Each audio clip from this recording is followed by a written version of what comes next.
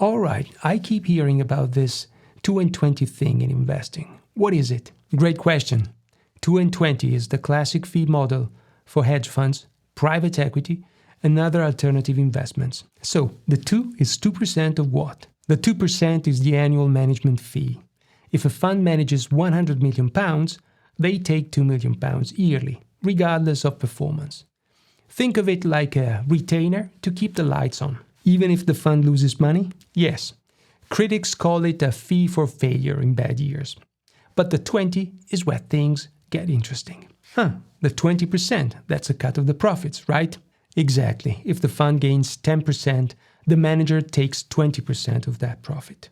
Say they make £10 million, investors keep £8 million, the manager receives £2 million. But isn't 20% huge? Why do investors agree? It's about alignment.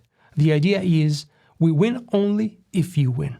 But there's nuance. Nuance? Some funds only charge 20% on profits, above a benchmark, the hurdle rate or preferred rate in private equity.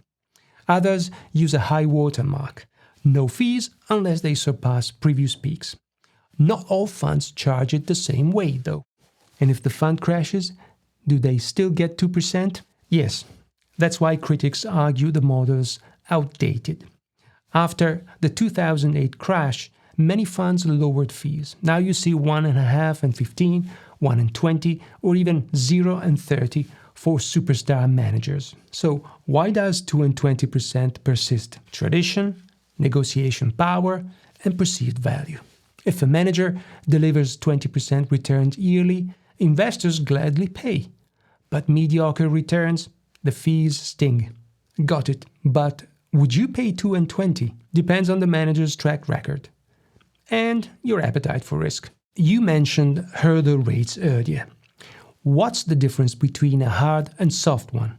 And what's a catch-up clause? Glad you asked. Hurdle rates protect investors.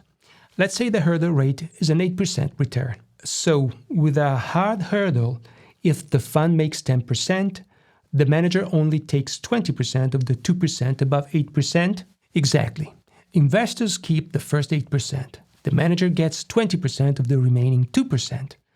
But with a soft hurdle, the manager takes 20% of the entire 10% profit once they cross 8%. Ouch! Soft hurdles sound squishy. They're controversial. Now, the catch-up clause is even trickier.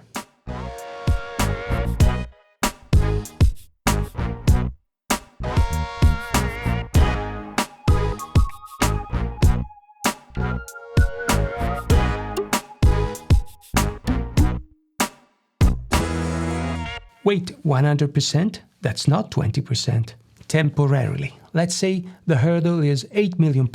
The £2 million above it is the catch-up zone. The manager takes all £2 million to catch up to their 20% fee. £2 million equals 20% of £10 million total profit. After that, future profits split 80-20. So investors get nothing in the catch-up phase? It feels unfair. It's why fee negotiations matter.